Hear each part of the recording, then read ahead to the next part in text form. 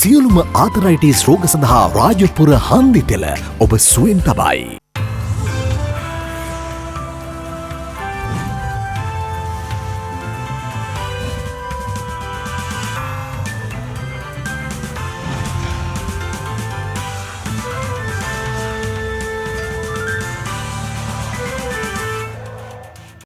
ආයුබෝවන් යථාර්ථවාදීව ලෝකයේ දෙස බලන්නට සත්‍ය සිදුවීම් සම්පීඩනයක පුවත් දිගහැරුම ශ්‍රද්ධා රූපවාහිනී 6:30 ප්‍රධාන ප්‍රතිවිකාශය සමගින් මම ලකිඳුණු අංග ප්‍රථමයෙන් සිරස්තල.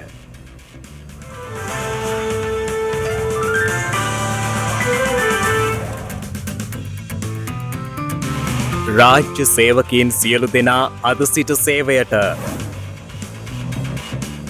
මෙරට කොවිඩ් එන්නත්කරණය කෝටියේ සීමාව පසු කරයි. ශ්‍රී ලංකාවේ එන්නත් කරන වැඩසටහන ලෝක සෞඛ්‍ය සංවිධානයේ ප්‍රධානියාගේ ඇගයුමට. උපත් මරණ සහ විවාහ සහතික පිටපත් මාර්ගගත ක්‍රමයට. කොවිඩ් පාලනයට හමුදා සහය ගන්නයි ඉරාන සෞඛ්‍ය ඇමති ඉල්ලයි.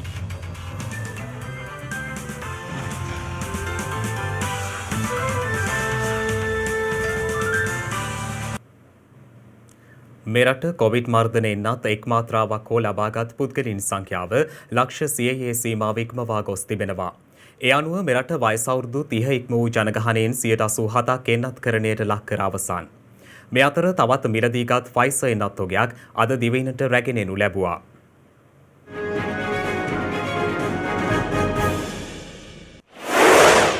ශ්‍රී ලංකාව මිලදීගත් ෆයිසර් එන්නත් 1,04,000ක් කටාර් රාජ්‍යයේ දෝහා සිට අද අලුයම 2:15ට පමණ කටුනායක ගුවන් තොටුපළ වෙත රැගෙන එනු ලැබුවා.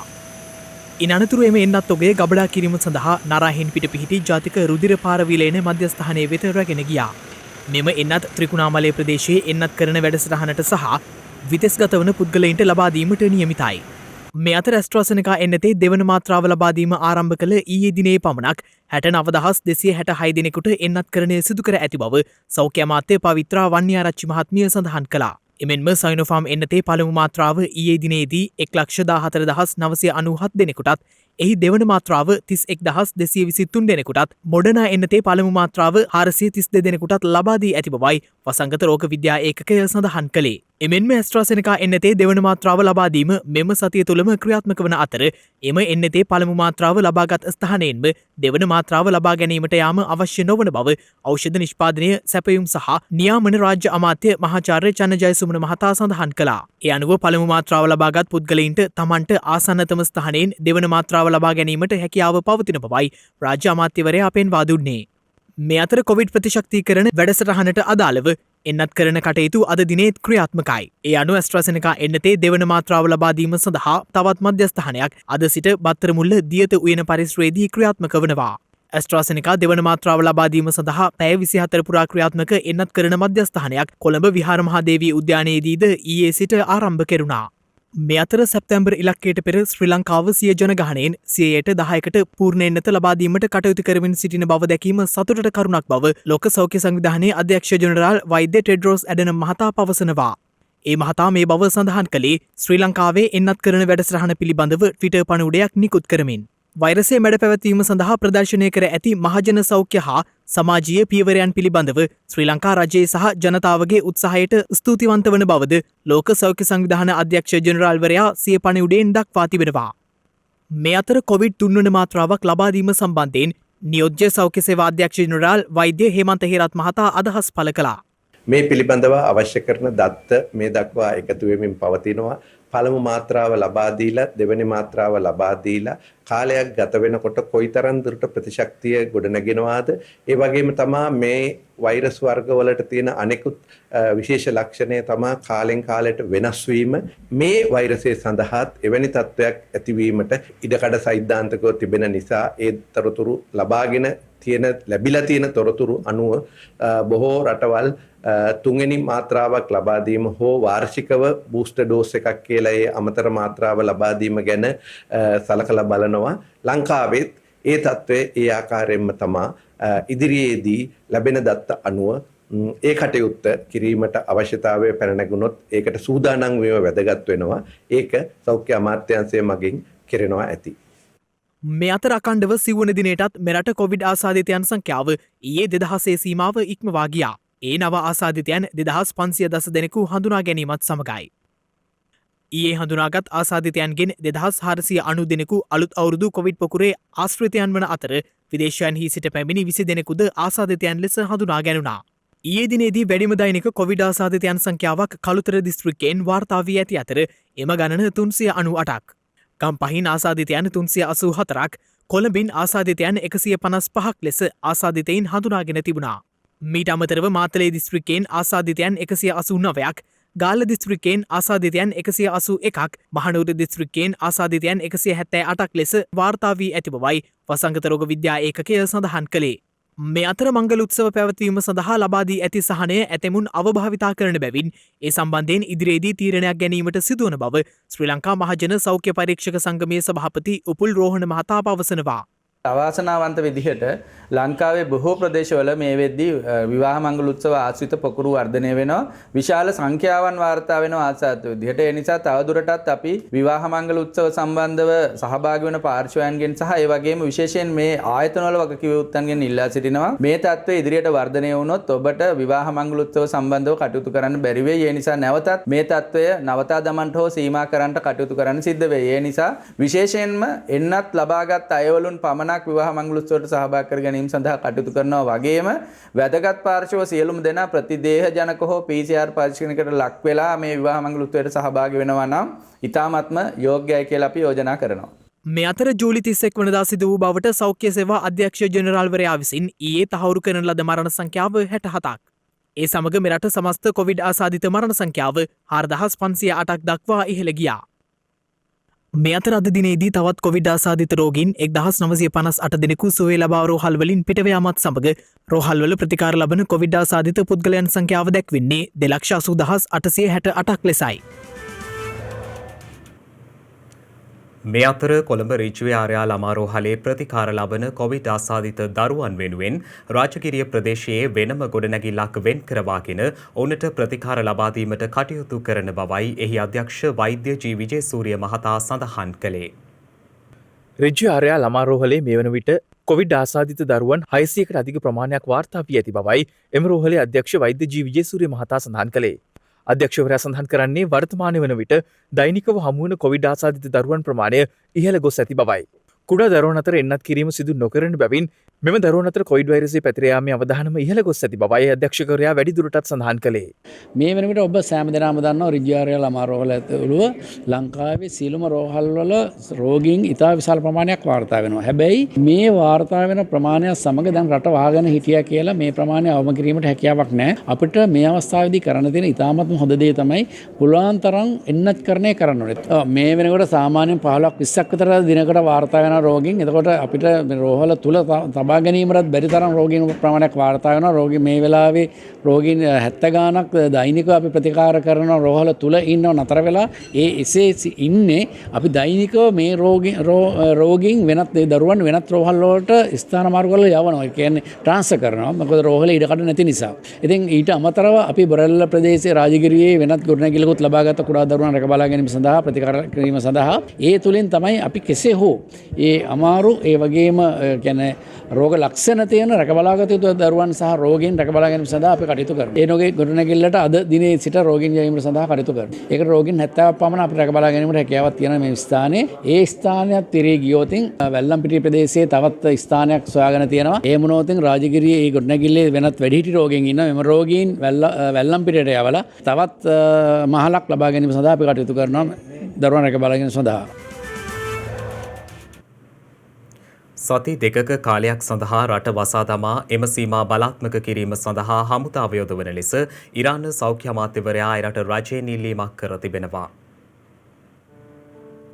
විදෙස් මාධ්‍ය වාර්තා කළේ ඩෙල්ටා ප්‍රභේදය හේතුවෙන් ඉරානය මේ වන විට පස්වන කොවිඩ් රැල්ලකට මුහුණ දී සිටින බවයි. ඩෙල්ටා කොවිඩ් වෛරස ප්‍රභේදයට වේගෙන් නතුවෙමින් ඇති ඉරානයේ දෛනික ආසාදිතයන් සංඛ්‍යාව ඊයේ නැවතත් 30,000 ඉක්මවා ගොස් තිබෙනවා. ඒ අනුව මෙම ව්‍යසනකාරී වසංගත ව්‍යාප්තිය හමුවේ රටේ සෞඛ්‍ය පද්ධතිය කඩා වැටීමේ අවදානමක් පවතින බවටයි සෞඛ්‍ය ඇමතිවරයා අනතුරු අඟවා ඇත්තේ. සෞඛ්‍යංශයේ සේවකයන්ට කොවිඩ් මර්ධන එන්නත ලබා දී ඇතත් ප්‍රමාණවත් නින්දක් නොලැබීම සහ පීඩනය නිසා ඔවුන් රෝගී වෙමින් සිටින බවද අමාත්‍යවරයා පෙන්වා දී තිබෙනවා. ඉදිරියේදී මෙම අර්බුදය තවදුරටත් දරුණු විය හැකි බැවින් සති දෙකක කාලයකට රට වසා දමා එය බලාත්මක කිරීමට හමුදාව යොදවන ලෙසත් දැඩි නීති පනවන ලෙසත් සෞඛ්‍ය අමාත්‍යවරයා රජයෙන් ඉල්ලා ඇති බවයි විදෙස් මාධ්‍ය වාර්තා කළේ. මේ අතර ඉන්දියාවේ වසංගත ව්‍යාප්ති කේන්ද්‍රස්ථානයේ බවට පත්ව ඇති දකුණුදිග කේරළ ප්‍රාන්තයේ දෛනික ආසාදිතයන් සංඛ්‍යාව අකණ්ඩව 5 වන දිනටත් 20000 ඉක්මවා ගොස් තිබෙනවා. ඊයේ එම ප්‍රාන්තයෙන් හඳුනාගත් කොවිඩ් ආසාදිතයන් සංඛ්‍යාව 20624ක්. එය ඊයේ සමස්ත ඉන්දියාවෙන්ම හඳුනාගත් ආසාදිතයන්ගෙන් අඩක් පමණ වන බවයි ඉන්දිය මාධ්‍ය වාර්තා කළේ. ඉන්දියාවේ මේ වන විට වැඩිම සක්‍රිය ආසාදිතයන් පිරිසක් වාර්තා වන්නේද කේරළ ප්‍රාන්තයෙන්. ඒ අනුව කොවිඩ් පරීක්ෂාවන්ට ලක්කරන පුද්ගලයන් අතරින් ආසාදිතයෙකු වීමේ ප්‍රතිශතය ප්‍රාන්ත 10ක 10% ඉක්මවා ඇති බව සමස්ත ඉන්දිය වෛද්‍ය ආයතනය ප්‍රකාශ කළා. පවතින තත්වය හමුවේ කේරළයට සතියන්තයේදී සංචරණ සීමා පැනවීමට ප්‍රාන්ත බලධාරීන් කටයුතු කර තිබෙනවා. මේ අතර ගත වූ පැය 24 තුළ ලොව වැඩිම කොවිඩ් මරණ ඉන්දුනීසියාවෙන් වාර්තා වී තිබෙනවා. ඒ අනුව ඊයේ දිනේදී කොවිඩ් මරණ 1604ක් වාර්තා වී ඇති බවයි එරට මාධ්‍ය වාර්තා කළේ. එමෙන්ම ඔක්සිජන් හිඟයක්ද මැද ඉන්දුනීසියාවේ දෛනික කොවිඩ් ආසාදිතයන් වාර්තාගත ලෙස ඉහළ ගොස් තිබෙනවා. වත්මන් කොවිඩ් වසංගතයේ කේන්ද්‍රස්ථානයේ බවට පත්ව ඇති ඉන්දුනීසියාව කොවිඩ් වෛරස දෙවැනි රැල්ල හමුවේ මහා ව්‍යසනයක් වෙත යමින් පවතින බවයි එරට සෞඛ්‍ය අංශය පෙන්වා දෙන්නේ. දීර්ඝ කාලයකට පසු සෞඛ්‍ය මාර්ගෝපදේශයන්ට යටත්ව සාමාන්‍ය පරිදි රාජ්‍ය සේවකයින් අද සේවයට වාර්තා කර තිබුණා. එමෙන් මීට සමගාමීව අන්තර් පළාත් පොදු ප්‍රවාහන සේවාද ක්‍රියාත්මක කිරීමටයි කටයුතු යොදා තිබුණේ. කොවිඩ් වසංගතය හේතුවෙන් සීමිත කාර්ය මණ්ඩල මගින් ක්‍රියාත්මක කෙරෙනු රාජ්‍ය සේවා කටයුතු සෞඛ්‍ය මාර්ගෝපදේශයන්ට යටත්ව යළිත් සාමාන්‍ය පරිදි අද ආරම්භ කරනු ලැබුවා. ඒ ජනාධිපති ලේකම්වරයා විසින් රාජ්‍ය සේවා පළාත් සභා සහ පළාත් පාලන අමාත්‍යාංශයේ ලේකම් ජේ.ජේ. රත්නසිරි මහතා වෙත කළ දැනුම් දීමකට අනුවයි. එහිදී කොවිඩ් වසංගතයේ පාලනය සඳහා සීමිත කාර්ය මණ්ඩල චක්‍රීය පදනම මත කැඳවීමෙන් සහ නිවසේ සිට රාජකාරී කිරීමට අදාළව නිකුත් කර ඇති සියලු චක්‍රලේඛ අවලංගු කරන ලෙසයි ජනාධිපති ලේකම්වරයා විසින් මීට පෙර දැනුම් දෙනු ලැබුවේ. ඒ අනුව බොහෝ රාජ්‍ය සේවකීන් අද සිය සේවා කටයුතු සඳහා පැමිණ ඇති බව රාජ්‍ය සේවා පළාත් සභා සහ පළාත් පාලන අමාත්‍යාංශය සඳහන් කළා. මෙලෙස රාජ්‍ය සේවා කටයුතු පවත්වාගෙන යාමේදී කැබිනි මව්වරුන් සේවයට කැඳවීම සම්බන්ධයෙන් ඉල්ලීමක් ඉදිරිපත් වුවහොත් ඒ පිළිබඳව සලකා බැලීමක් සිදු කරන බව රාජ්‍ය සේවා පළාත් සභා සහ පළාත් පාලන අමාත්‍යාංශ ලේකම් ජේ.ජේ. රත්නසිරි මහතා විසින් සඳහන් කර තිබෙනවා. මේ අතර සියලුම පාසල්වල අධ්‍යයන සහ අනධ්‍යයන කාර්ය මණ්ඩලද අද සිට සේවයට වාර්තා කළ යුතු බවට අධ්‍යාපන අමාත්‍යාංශ ලේකම් මහාචාර්ය කපිල පෙරේරා මහතා විසින් දැනුම් දෙනු ලැබුවා. එමෙන්ම සියලුම පළාත් අධ්‍යාපන දෙපාර්තමේන්තු කලා පහ කොට්ටාශ අධ්‍යාපන කාර්යාලවල නිලධාරීන් මෙන්ම කාර්ය මණ්ඩලයේද සේවයට වාර්තා කළ යුතු බවටයි අමාත්‍යාංශ ලේකම්වරයා දැනුම් දී තිබුණේ. කෙසේ වෙතත් ගුරු විදුහල්පති වෘත්තීය ක්‍රියාමාර්ග ආරම්භ කර ඇති අවස්ථාවක අධ්‍යයන සහ අනධ්‍යයන කාර්ය මණ්ඩල පාසල් වෙත පැමිණීමෙන් වැළකී සිටින බවයි වර්ජනයේ නිරත ගුරු සංගම් අධ්‍යාපන අමාත්‍යාංශ ලේකම්වරයා වෙත දැනුම් දී ඇත්තේ. මේ අතර අද සිට සියලුම පොදු ප්‍රවාහන සේවාවන්ද අන්තර් පළාත් ධාවන කටයුතු ආරම්භ කර තිබෙනවා.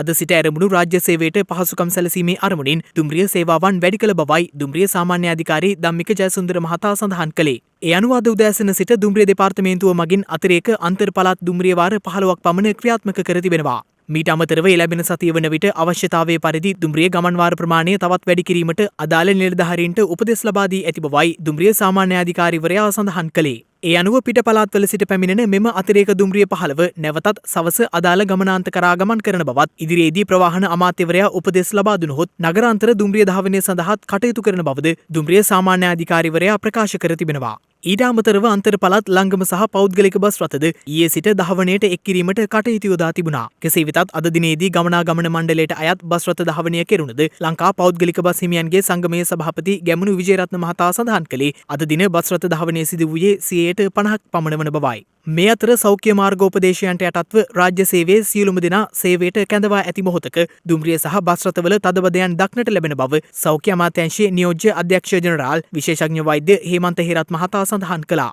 මේක පටන් ගන්න දවසේ ඉඳලම අපි කිව්වේ මේක අපිට සනියොම කරන්න පුළුවන් රාජකාරියක් නෙවෙයි. පොදු ප්‍රවාහන සේවාවන් වලට සේවා සපයන්නන්ගෙත් ලොකු වගකීමක් තියෙනවා. මේ ප්‍රවාහන සේවාවන් වලින් හරහා මේ රෝගය වැඩි වෙන්නට ඉඩ නොදී මේක කටයුතු කිරීම.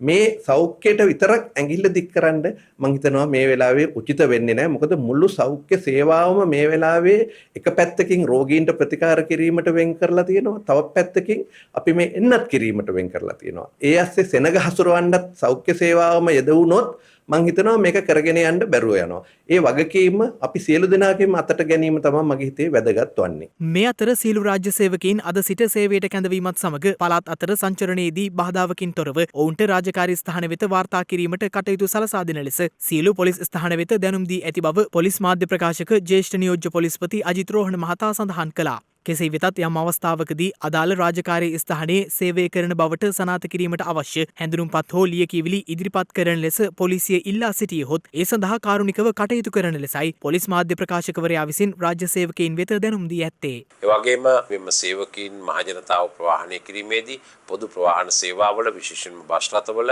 නිරන්තරයෙන්ම සෞඛ්‍ය සේවා අධ්‍යක්ෂ ජනරාල්වරයා විසින් ප්‍රකාශනපත් කර ඇති නිරෝධායන රීතීන් අනුව මගින් රැගෙන යාමට කටයුතු කළ යුතුයි. එමෙන්ම රාජ්‍ය ආයතනයකින් සේවය ලබා ගැනීමට යන්නේ නම් නිරන්තරයෙන්ම නිරෝධායන රීතිවලට අනුගතව කටයුතු කරන්න. පසුගිය දිනක සමාජ කතාබහට ලක් වූ සිදුවීමක යථාර්ථවාදී කෝණය ගැන විමසීමක් මේ සත්‍ය මිත්‍යාව තුළින් වසාගත් තැන ප්‍රත්‍යක්ෂ වන්නේ කුමක්ද යන්න ඔබේ තීරණයක්.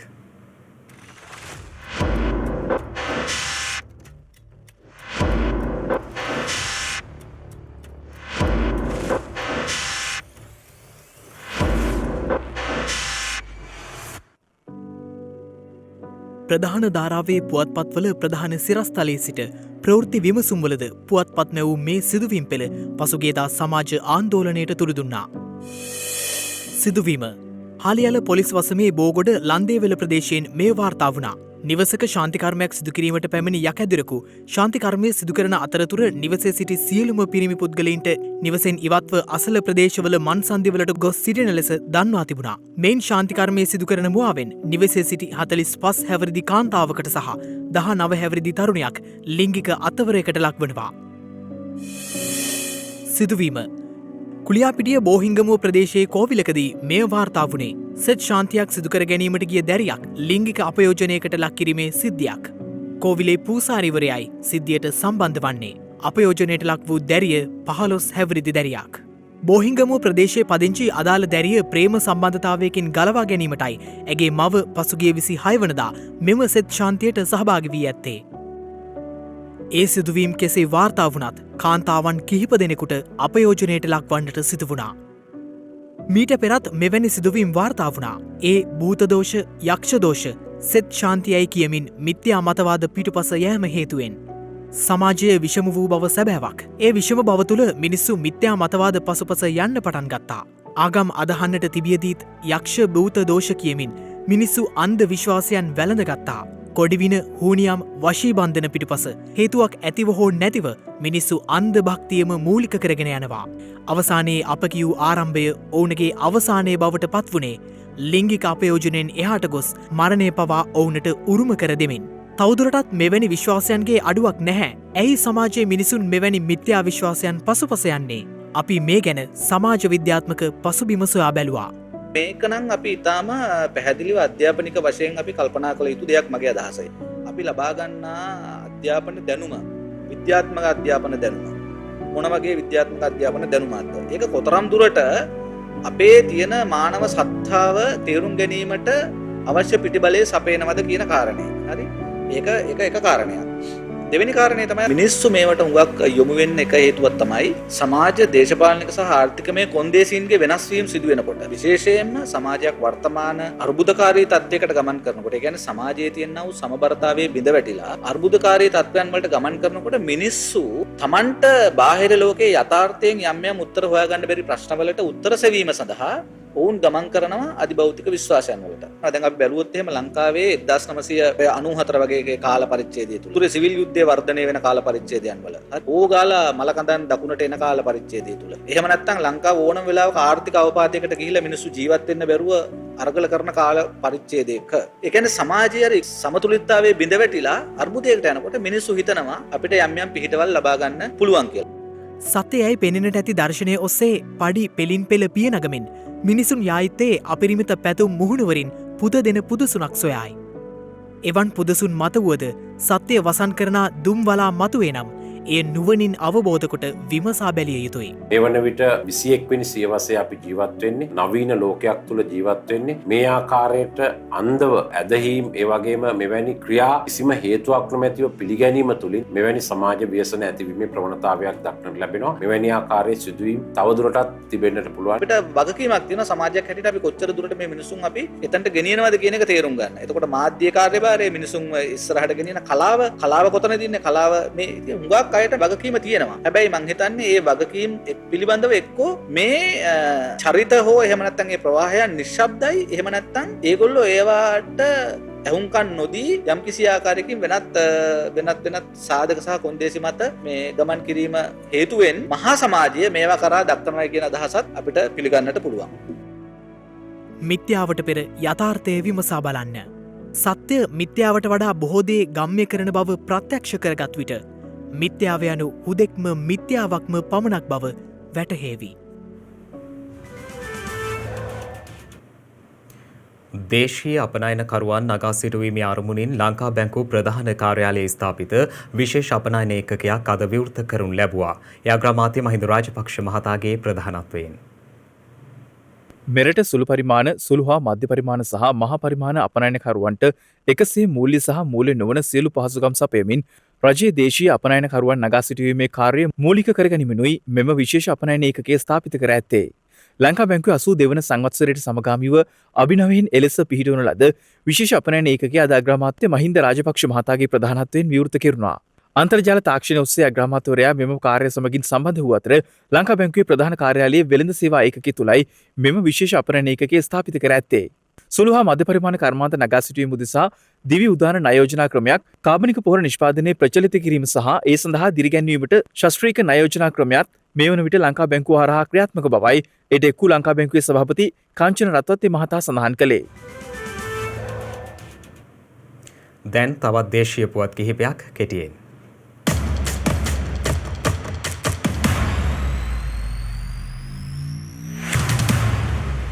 ඓතිහාසික මහනුවර ගැටඹේ රාජෝපවනාරාම විහාරස්ථානය අසල මහවැලිගං ඉවුරේ පැතිබැම්මේ ඉදිකිරීම් කටයුතු ඊයේ පස්වරුවේ ආරම්භ කෙරුණා. ඒ තරුණ කටයුතු රාජ්‍ය අමාත්‍ය නාමල් රාජපක්ෂ, මහවැලි සංවර්ධන රාජ්‍ය අමාත්‍ය සිරිපාල ගම්ලත් සහ වාරිමාර්ග සංවර්ධන රාජ්‍ය අමාත්‍ය අනුරාධ ජයරත්න යන මහත්වරුන්ගේ ප්‍රධානත්වයෙන් මහවැලි ගඟ කාදනය වීම හේතුවෙන් ගැටඹේ විහාරස්ථානයේ ඇතුළු ඒ අවට රාජ්‍ය ආයතන ගොඩනැගිලිවල ආරක්ෂාව සඳහා ආරක්ෂිත බැම්මක් ඉදිකිරීමේ කඩිනම් අවශ්‍යතාවය මත මහවැලි කලාප ආශ්‍රිත ඇලවේලි සහ ජනාවාස පොදු යටිතල පහසුකම් සංවර්ධන රාජ්‍ය අමාත්‍යංශයේ මූල්‍ය ප්‍රතිපාදන මගිනුයි එම ව්‍යාපෘතිය ක්‍රියාවට නැංවෙන්නේ. ඒ අනුව එලෙස ඉදිකරන මෙම පැතිබැම්ම සඳහා වැය කරන මුදල රුපියල් මිලියන 210ක් පමණ වනවා. එක්ස්ප්‍රස් පර්ල් නෞකා අනතුරෙන් අපිරිසිදු වූ වෙරළ තීර පිරිසිදු කිරීමේ කටයුතු පහසු කර ගැනීම සඳහා වෙරළ පිරිසිදු කිරීමේ යන්ත්‍ර 8ක් සිංගප්පූරුවේ රාජ්‍ය නොවන සංවිධානයක් වන The Alliance to End Plastic Waste සංවිධානය මගින් මෙරටට පරිත්‍යාග කර තිබෙනවා. වෙරළ තීරයේ ඇති ප්ලාස්ටික් පබළු පහසුවෙන් එකතු කර ගැනීමේ හැකියාව සතු එම යන්ත්‍රවල වෙළඳපොළ වටිනාකම ඇමරිකානු ඩොලර් 1,80,000ක් පමණ වනවා. ඒ අනුවම යන්ත්‍ර මගින් එක්ස්ප්‍රස් පර්ල් නෞකා අනතුරෙන් අපිරිසිදු වූ වෙරළ තීර පිරිසිදු කිරීමෙන් පසුව දේශීය සහ විදේශීය සංචාරකයන් බහුලව ගැවසෙන වෙරළ තීර පිරිසිදු කිරීම සඳහා එම යන්ත්‍ර යොදා ගැනීමටයි සැලසුම් කර ඇත්තේ. උපත් මරණ සහ විවාහ සහතිකපත් අද සිට මාර්ගගත ක්‍රමයට ලබා දීම ආරම්භ කරන බව රෙජිස්ට්‍රාර් ජෙනරාල් දෙපාර්තමේන්තුව නිවේදනය කර තිබෙනවා. ඒ අනුව ජංගම දුරකථන සහ පරිගණක භාවිතා කරමින් එම සහතිකවල පිටපත් ඉල්ලුම් කිරීමේ හැකියාව පවතින අතර වීසා සහ මාස්ටර් කාඩ් පත් භාවිතා කරමින් ඒ සඳහා අදාළ ගෙවීම් සිදු කළ හැකි බවයි එම දෙපාර්තමේන්තුව සඳහන් කර ඇත්තේ. එලෙස ඉල්ලුම් කරන එම සහතික පිටපත් ශීඝ්‍රගාමී තැපෑල ඔස්සේ හෝ ළඟම පිහිටි ප්‍රාදේශීය ලේකම් කාර්යාලයට පැමිණ ලබා ගැනීමේ හැකියාව පවතින බවද එම දෙපාර්තමේන්තුව සඳහන් කර තිබෙනවා. ඒ සම්බන්ධ වැඩිදුර තොරතුරු www.rgd.gov.lk යන වෙබ් අඩවියට පිවිසීමෙන් හෝ 0112889518 යන දුරකථන අංකය ඇමතීමෙන් ලබාගත හැකි බවයි රෙජිස්ට්‍රාර් ජෙනරාල් දෙපාර්තමේන්තුව වැඩිදුරටත් සඳහන් කළේ.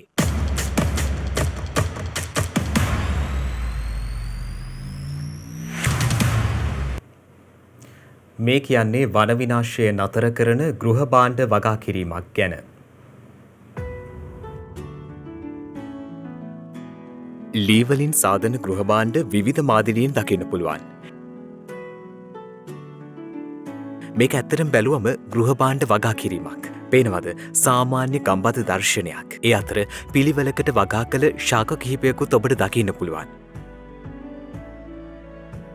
මේ නිල් පැහැති රාමු කිහිපයක් විදියට තියෙන්නේ භාවිතයට ගන්න පුටු. ඒවා උඩි අටිකුරු අතටයි සකස් කරලා තියෙන්නේ.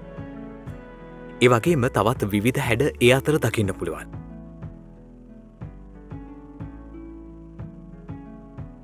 මේ විදියට ගස් වගා කරන ඔහු ගවින් මුන්රෝ. ගවින් කුඩා කාලයේදී තමන්ගේ මව විසින් වගා කළ බොන්සායි ගසක් නිරීක්ෂණය කරනවා. ඒ ගස අවශ්‍ය විදියට වැඩෙන් ඉඩහැරියම සිංහාසනයක හැඩයකට පත් වෙලා. ඒත් එක්කයි ඔහුට මේ සංකල්පය ඇති වෙන්නේ. ඉතින් ඔහු තමන්ගේ සැලැස්ම ක්‍රියාත්මක කරනවා. අපි කලින් දැක්ක විදියට ගසකට වැඩෙන්න යම් ආධාරකයක් ලබා දීලා අවශ්‍ය ගෘහ භාණ්ඩයේ හැඩයට ගසට වැඩෙන් ඉඩ හරිනවා. අවසානයේ පුටුවක හැඩයට ඒ වගේම තවත් ගෘහ භාණ්ඩ කිහිපයක හැඩයට මේ ශාක නිර්මාණය වෙනවා. බලන්න ඒ විදියට නිර්මාණය කළ දර්ශනීය පහන් ආලෝකයේ සහිත විදුලි ලාම්පු. මේ සියල්ලම නිර්මාණය වෙන්නේ ශාකවලින්.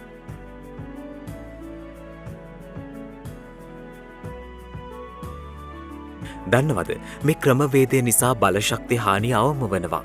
වන විනාශයක් සිදුවෙන්නෙත් නැහැ.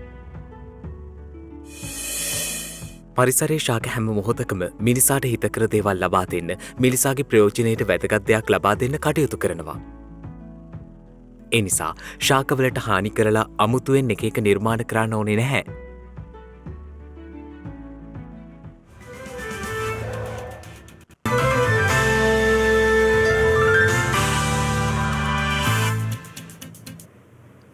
අවධානය විදෙස් පුවත් වෙත. මාස 6කට පසු මියන්මාර හමුදාව නිල වශයෙන් භාරකාර ආණ්ඩුවක් ලෙස නම් කර තිබෙනවා.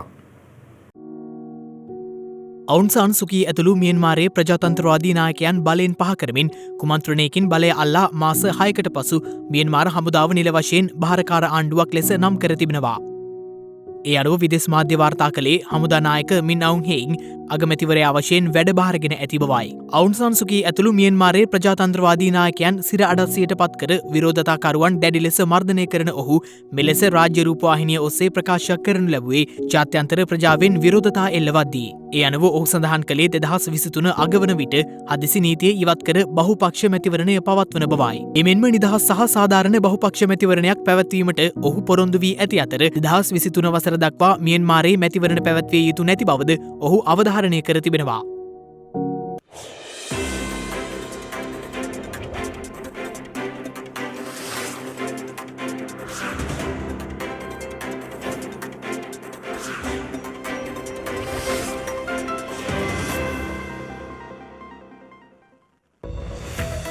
හෙට අගෝස්තු 3 වැනිදා ඇමරිකානු ජාතික හෙන්රි ස්ටීල් ඔල්කර්තුමාගේ පුරෝගාමීත්වෙන් මෙරට ඇති වූ බෞද්ධ අධ්‍යාපනයේ එක් ප්‍රමුඛ අංශයක් වූ ඉරුදින දහම් පාසල් සේවාව ආරම්භ කරමින් ගල්ලේ විජයානන්ද දහම් පාසල ආරම්භ කර ඇත්තේ 1895 වසරේ අගෝස්තු මස 3 වන දිනයි.